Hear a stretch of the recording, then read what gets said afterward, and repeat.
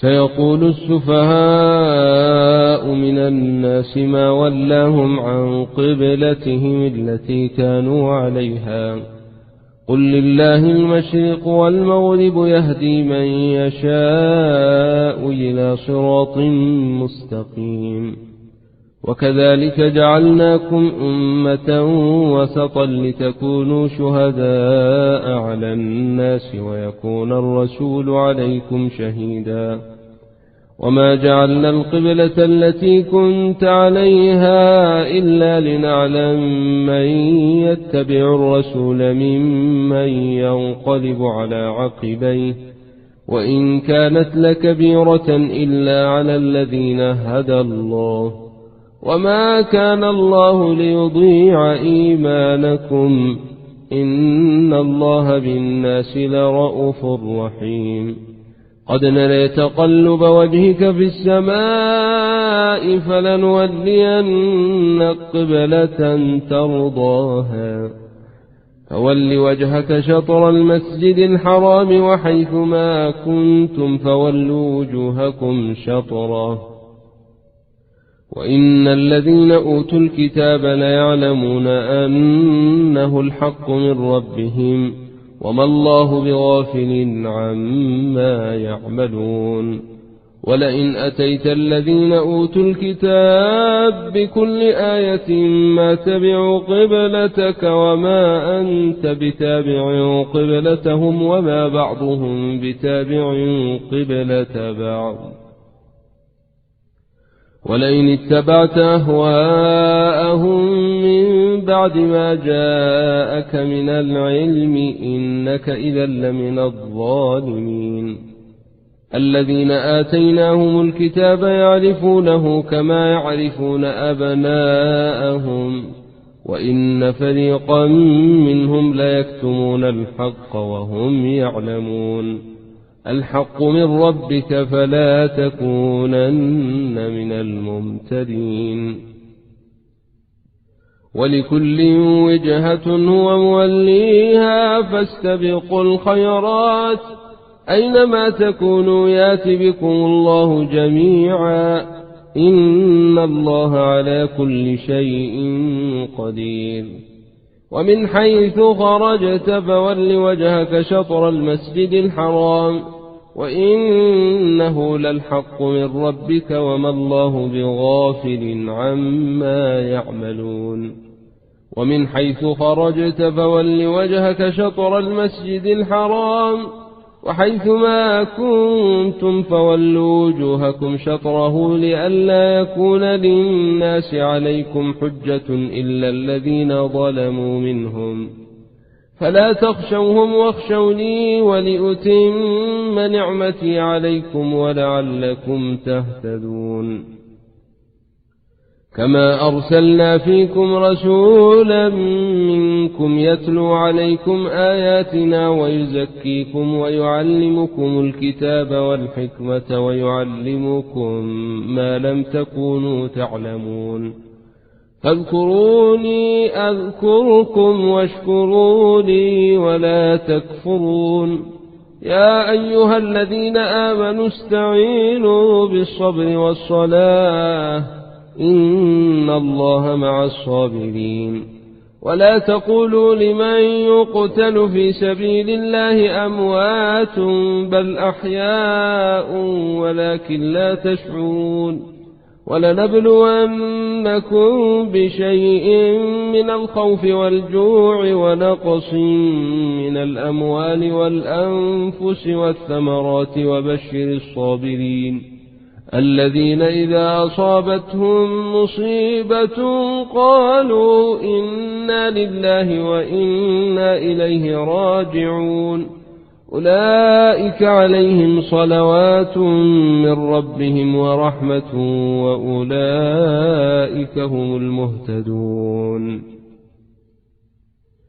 إن الصفا والمروة من شعائر الله فمن حج البيت أو اعتمر فلا جناح عليه أن يطوف بهما ومن تطوع خيرا فإن الله شاكر عليم إن الذين يكتمون ما أنزلنا من البينات والهدى من بعد ما بيناه للناس في الكتاب أولئك يلعنهم الله ويلعنهم اللاعنون إلا الذين تابوا وأصلحوا وبينوا فأولئك أتوب عليهم وأنا التواب الرحيم إن الذين كفروا وماتوا وهم كفار أولئك عليهم لعنة الله والملائكة والناس أجمعين خالدين فيها لا يخفف عنهم العذاب ولا هم ينظرون وإلهكم إله واحد لا إله إلا هو الرحمن الرحيم إن في خلق السماوات والأرض واختلاف الليل والنهار والفلك التي تجري في البحر بما ينفع الناس وما أنزل الله من السماء من ماء فأحيا به الأرض بعد موتها وبث فيها من كل دابة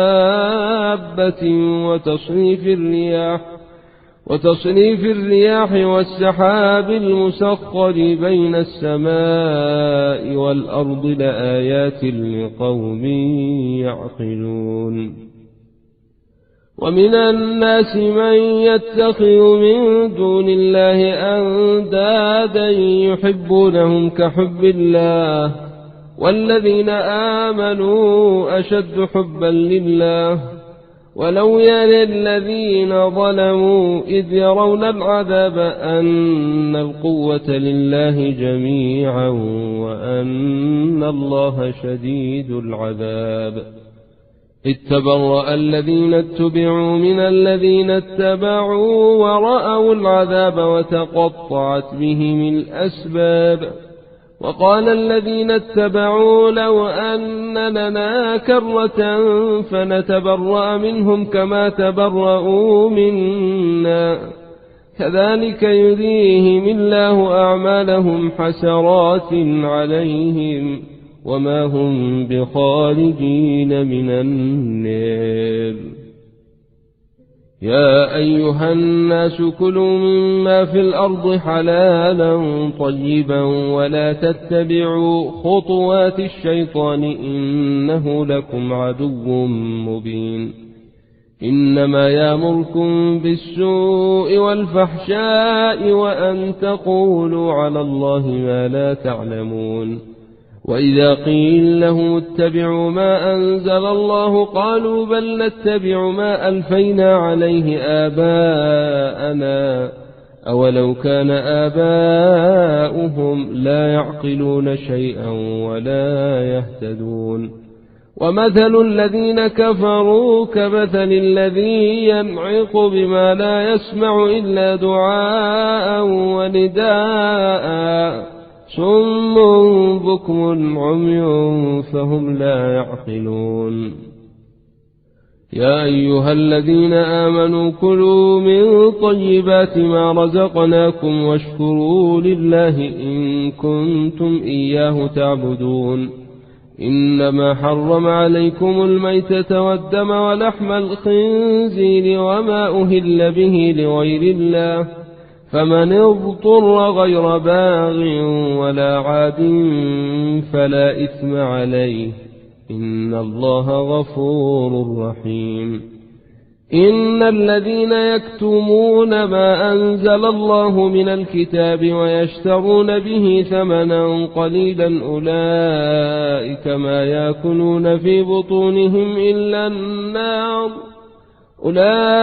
ما يأكلون في بطونهم إلا النار ولا يكلمهم الله يوم القيامة ولا يزكيهم ولهم عذاب أليم أولئك الذين اشتروا الضلالة بالهدى والعذاب بالمغفرة فما أصبرهم على النار ذلك بأن الله نزل الكتاب بالحق وإن الذين اختلفوا في الكتاب لفي شقاق بعيد. ليس البر أن تولوا وجوهكم قبل المشرق والمغرب ولكن البر من آمن بالله واليوم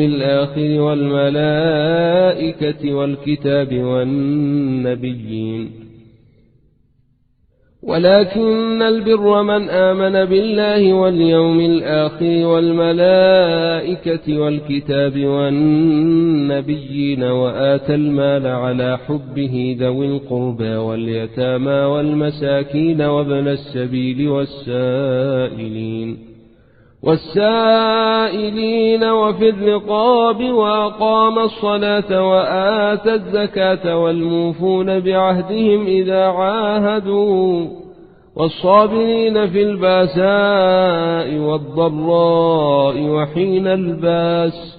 أولئك الذين صدقوا وأولئك هم المتقون. يا أيها الذين آمنوا كتب عليكم القصاص في القتلى الحر بالحر والعبد بالعبد والأنثى بالأنثى فمن عفي له من أخيه شيء فاتباع بالمعروف وأداء إليه بإحسان ذلك تخفيف من ربكم ورحمة فمن اعتدى بعد ذلك فله عذاب أليم. ولكم في القصاص حياة يا أولي الألباب لعلكم تتقون. كتب عليكم إذا حضر أحدكم الموت إن ترك خيرا الوصية للوالدين والأقربين بالمعروف حقا على المتقين. فمن بدله بعدما سمعه فإنما إثمه على الذين يبدلونه إن الله سميع عليم. فمن خاف من موص جنفا أو إثما فأصلح بينهم فلا إثم عليه إن الله غفور رحيم. يا أيها الذين آمنوا كتب عليكم الصيام كما كتب على الذين من قبلكم لعلكم تتقون أياما معدودات فمن كان منكم مريضا أو على سفر فعدة من أيام أخر وعلى الذين يطيقونه فدية طعام مسكين فمن تطوع خيرا فهو خير له وأن تصوموا خير لكم إن كنتم تعلمون. شهر رمضان الذي أنزل فيه القرآن هدى للناس وبينات من الهدى والفرقان فمن شهد منكم الشهر فليصمه ومن كان مريضا أو على سفر فعدة من أيام أخر يريد الله بكم اليسر ولا يريد بكم العسر ولتكملوا العدة ولتكبروا الله على ما هداكم ولعلكم تشكرون. وإذا سألك عبادي عني فإني قريب أجيب دعوة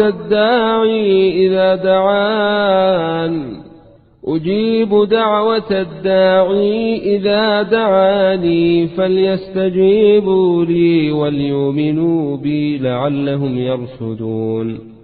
أحل لكم ليلة الصيام الرفث إلى نسائكم هن لباس لكم وأنتم لباس لهن علم الله أنكم كنتم تختانون أنفسكم فتاب عليكم وعفى عنكم فالآن باشروهن وابتغوا ما كتب الله لكم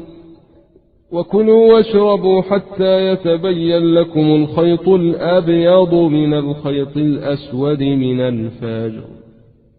ثم أتموا الصيام إلى الليل ولا تباشروهن وأنتم عاكفون في المساجد تلك حدود الله فلا تقربوها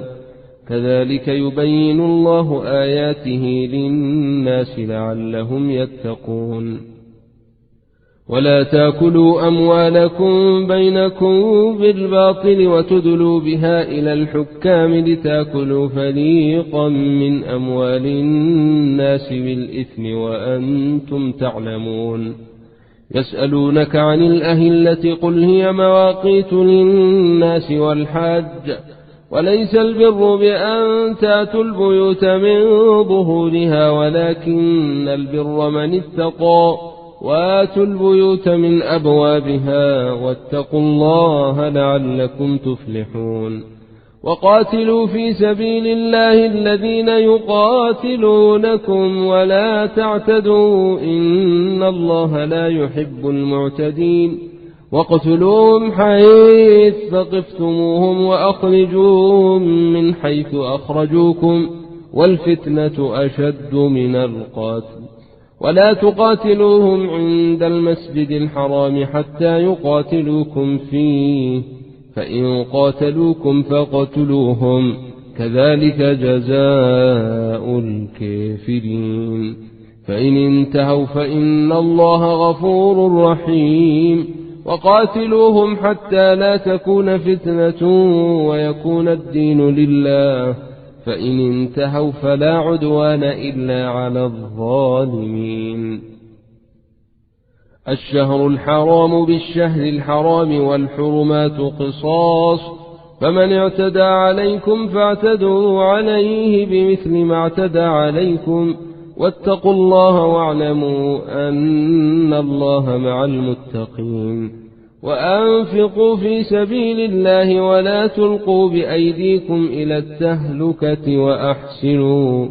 إن الله يحب المحسنين وأتموا الحج والعمرة لله فإن أحصلتم فما استيسر من الهادي ولا تحلقوا رؤوسكم حتى يبلغ الهدي محله فمن كان منكم مريضا أو به أذى من رأسه ففدية من صيام أو صدقة أو نسك فإذا أمنتم فمن تمتع بالعمرة إلى الحج فما استيسر من الهادي فمن لم يجد فصيام 3 أيام في الحج و7 إذا رجعتم تلك 10 كاملة ذلك لمن لم يكن أهله حاضر المسجد الحرام واتقوا الله واعلموا أن الله شديد العقاب الحج أشهر معلومات فمن فرض فيهن الحج فلا رفث ولا فسوق ولا جدال في الحج وما تفعلوا من خير يعلمه الله وتزودوا فإن خير الزاد التقوى واتقوني يا أولي الألباب ليس عليكم جناح أن تبتغوا فضلا من ربكم فإذا أفضتم من عرفات فاذكروا الله عند المشعر الحرام واذكروه كما هداكم وإن كنتم من قبله لمن الضالين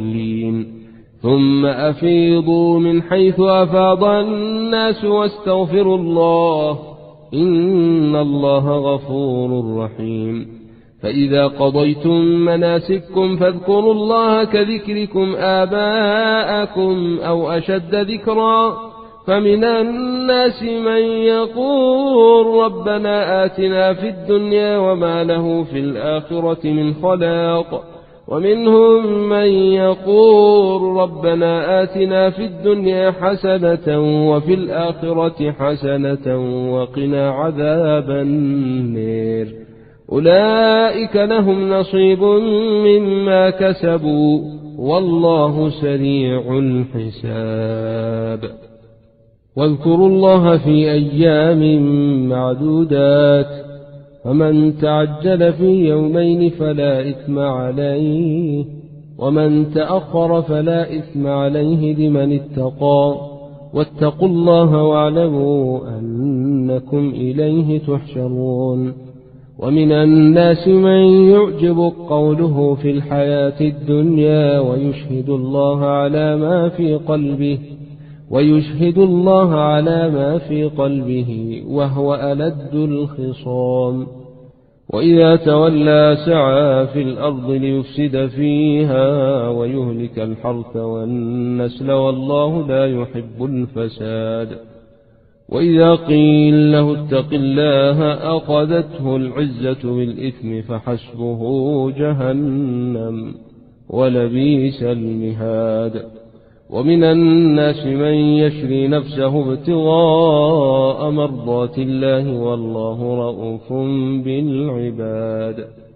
يا أيها الذين آمنوا ادخلوا في السلم كافة ولا تتبعوا خطوات الشيطان إنه لكم عدو مبين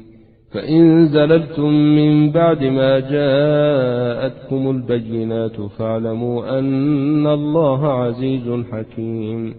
هل ينظرون إلا أن ياتيهم الله في ظلل من الغمام والملائكة وقضي الأمر وإلى الله ترجع الأمور سل بني إسرائيل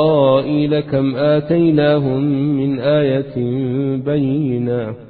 ومن يبدل نعمة الله من بعد ما جاءته فإن الله شديد العقاب زين للذين كفروا الحياة الدنيا ويسخرون من الذين آمنوا والذين اتقوا فوقهم يوم القيامة والله يرزق من يشاء بغير حساب كان الناس أمة واحدة فبعث الله النبيين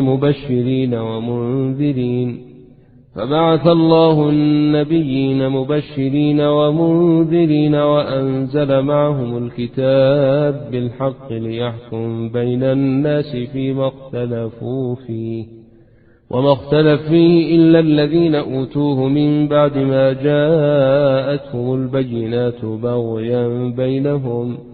فهدى الله الذين آمنوا لما اختلفوا فيه من الحق بإذنه والله يهدي من يشاء إلى صراط مستقيم أم حسبتم أن تدخلوا الجنة ولما ياتكم مثل الذين خلوا من قبلكم مستهم الباساء والضراء وزلزلوا حتى يقول الرسول والذين آمنوا معه متى نصر الله ألا إن نصر الله قريب يسألونك ماذا ينفقون قل ما أنفقتم من خير فللوالدين والأقربين واليتامى والمساكين وابن السبيل وما تفعلوا من خير فإن الله به عليم كتب عليكم القتال وهو كره لكم وعسى أن تكرهوا شيئا وهو خير لكم وعسى أن تحبوا شيئا وهو شر لكم والله يعلم وأنتم لا تعلمون يسألونك عن الشهر الحرام قتال فيه قل قتال فيه كبير وصد عن سبيل الله وكفر به والمسجد الحرام وإخراج أهله منه أكبر عند الله والفتنة أكبر من القاتل ولا يزالون يقاتلونكم حتى يردوكم عن دينكم إن استطاعوا ومن يرتد منكم عن دينه فيمت وهو كافر فأولئك حبطت أعمالهم في الدنيا والآخرة وأولئك أصحاب النار هم فيها خالدون إن الذين آمنوا والذين هاجروا وجاهدوا في سبيل الله أولئك يرجون رحمة الله والله غفور رحيم. يسألونك عن الخمر والميسر قل فيهما إثم كبير ومنافع للناس وإثمهما أكبر من نفعهما ويسألونك ماذا ينفقون قل العفو كذلك يبين الله لكم الآيات لعلكم تتفكرون في الدنيا والآخرة. ويسألونك عن اليتامى قل إصلاح لهم خير وإن تخالطوهم فإخوانكم والله يعلم المفسد من المصلح ولو شاء الله لأعنتكم إن الله عزيز حكيم. ولا تنكحوا المشركات حتى يؤمن ولأمة مؤمنة خير من مشركة ولو أعجبتكم ولا تنكحوا المشركين حتى يؤمنوا ولعبد مؤمن خير من مشرك ولو أعجبكم أولئك يدعون إلى النار والله يدعو إلى الجنة والمغفرة بإذنه ويبين آياته للناس لعلهم يتذكرون. ويسألونك عن المحيض قل هو أذى فاعتزلوا النساء في المحيض ولا تقربوهن حتى يطهر فإذا تطهرن فاتوهن من حيث أمركم الله إن الله يحب التوابين ويحب المتطهرين. نساؤكم حرث لكم فاتوا حرثكم أنى شئتم وقدموا لأنفسكم واتقوا الله واعلموا أنكم ملاقوه وبشر المؤمنين. ولا تجعلوا الله عرضة لأيمانكم أن تبروا وتتقوا وتصلحوا بين الناس والله سميع عليم. لا يؤاخذكم الله باللغو في أيمانكم ولكن يؤاخذكم بما كسبت قلوبكم والله غفور حليم. للذين يولون من نسائهم تربص 4 أشهر فإن فاءوا فإن الله غفور رحيم. وإن عزموا الطلاق فإن الله سميع عليم. والمطلقات يتربصن بأنفسهن 3 قروء ولا يحل لهن أن يكتمن ما خلق الله في أرحامهن إن كن يؤمن بالله واليوم الآخر وبعولتهن أحق بردهن في ذلك إن أرادوا إصلاحا ولهن مثل الذي عليهن بالمعروف وللرجال عليهن درجة والله عزيز حكيم. الطلاق 2 فإمساك بمعروف أو تسريح بإحسان ولا يحل لكم أن تأخذوا مما آتيتموهن شيئا إلا أن يخافا ألا يقيما حدود الله فإن خفتم ألا يقيما حدود الله فلا جناح عليهما فيما افتدت به تلك حدود الله فلا تعتدوها ومن يتعد حدود الله فأولئك هم الظالمون. فإن طلقها فلا تحل له من بعد حتى تنكح زوجا غيره فإن طلقها فلا جناح عليهما أن يتراجعا إن ظنا أن يقيما حدود الله وتلك حدود الله يبينها لقوم يعلمون. وإذا طلقتم النساء فبلغن أجلهن فأمسكوهن بمعروف أو سرحوهن بمعروف ولا تمسكوهن ضرارا لتعتدوا ومن يفعل ذلك فقد ظلم نفسه. ولا تتخذوا آيات الله هزؤا واذكروا نعمة الله عليكم وما أنزل عليكم من الكتاب والحكمة يعظكم به، واتقوا الله واعلموا أن الله بكل شيء عليم. وإذا طلقتم النساء فبلغن أجلهن فلا تعضلوهن أن ينكحن أزواجهن إذا تراضوا بينهم بالمعروف، ذلك يوعظ به من كان منكم يؤمن بالله واليوم الآخر، ذلكم أزكى لكم وأطهر، والله يعلم وأنتم لا تعلمون.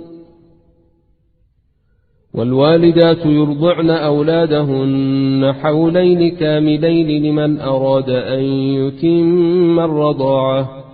وعلى المولود له رزقهن وكسوتهن بالمعروف، لا تكلف نفس إلا وسعها، لا تضار والدة بولدها ولا مولود له بولده، وعلى الوارث مثل ذلك، فإن أرادا فصالا عن تراض منهما وتشاور فلا جناح عليهما، وإن أردتم أن تسترضعوا أولادكم فلا جناح عليكم إذا سلمتم ما آتيتم بالمعروف، واتقوا الله واعلموا أن الله بما تعملون بصير. والذين يتوفون منكم ويذرون أزواجا يتربصن بأنفسهن 4 أشهر و10، فإذا بلغن أجلهن فلا جناح عليكم فيما فعلن في أنفسهن بالمعروف، والله بما تعملون خبير. ولا جناح عليكم فيما عرضتم به من خطبة النساء أو أكننتم في أنفسكم، علم الله أنكم ستذكرونهن ولكن لا تواعدوهن سرا إلا أن تقولوا قولا معروفا، ولا تعزموا عقدة النكاح حتى يبلغ الكتاب أجله، واعلموا أن الله يعلم ما في أنفسكم فاحذروه، واعلموا أن الله غفور حليم. لا جناح عليكم إن طلقتم النساء ما لم تمسوهن أو تفرضوا لهن فريضة، ومتعوهن على الموسع قدره وعلى المقتر قدره متاعا بالمعروف حقا على المحسنين. وإن طلقتموهن من قبل أن تمسوهن وقد فرضتم لهن فريضة فنصف ما فرضتم إلا أن يعفون أو يعفو الذي بيده عقدة النكاح، وأن تعفوا أقرب للتقوى، ولا تنسوا الفضل بينكم، إن الله بما تعملون بصير. حافظوا على الصلوات والصلاة الوسطى وقوموا لله قانتين. فإن خفتم فرجالا أو ركبانا فإذا آمنتم فاذكروا الله كما علمكم ما لم تكونوا تعلمون. والذين يتوفون منكم ويذرون أزواجا وصية لأزواجهم متاعا إلى الحول غير إخراج، فإن خرجن فلا جناح عليكم فيما فعلن في أنفسهن من معروف، والله عزيز حكيم. وللمطلقات متاع بالمعروف حقا على المتقين، كذلك يبين الله لكم آياته لعلكم تعقلون. ألم تر إلى الذين خرجوا من ديارهم وهم ألوف حذر الموت فقال لهم الله موتوا ثم أحياهم، إن الله لذو فضل على الناس ولكن أكثر الناس لا يشكرون. وقاتلوا في سبيل الله واعلموا أن الله سميع عليم. من ذا الذي يقرض الله قرضا حسنا فيضاعفه له أضعافا كثيرة والله يقبض ويبسط وإليه ترجعون. ألم تر إلى الملأ من بني إسرائيل من بعد موسى إذ قالوا لنبي له مبعث لنا ملكا نقاتل في سبيل الله قال هل عسيتم إن كتب عليكم القتال ألا تقاتلوا قالوا وما لنا ألا نقاتل في سبيل الله وقد أخرجنا من ديارنا وأبنائنا فلما كتب عليهم القتال تولوا إلا قليلا منهم والله عليم بالظالمين. وقال لهم نبيهم إن الله قد بعث لكم طالوت ملكا قالوا أنى يكون له الملك علينا ونحن أحق بالملك منه ولم يؤت سعة من المال قال إن الله اصطفاه عليكم وزاده بسطة في العلم والجسم والله يؤتي ملكه من يشاء والله واسع عليم. وقال لهم نبيهم إن آية ملكه أن يأتيكم التابوت فيه سكينة من ربكم وبقية مما ترك آل موسى وآل هارون تحمله الملائكة إن في ذلك لآية لكم إن كنتم مؤمنين. فلما فصل طالوت بالجنود قال إن الله مبتليكم بنهر فمن شرب منه فليس مني ومن لم يطعمه فإنه مني إلا من اغترف غرفة بيده فشربوا منه إلا قليلا منهم فلما جاوزه هو الذين آمنوا معه قالوا لا طاقة لنا اليوم بجالوت وجنوده قال الذين يظنون أنهم ملاقوا الله كم من فئة قليلة غلبت فئة كثيرة بإذن الله والله مع الصابرين. ولما برزوا لجالوت وجنوده قالوا ربنا أفرغ علينا صبرا وثبت أقدامنا وانصرنا على القوم الكافرين.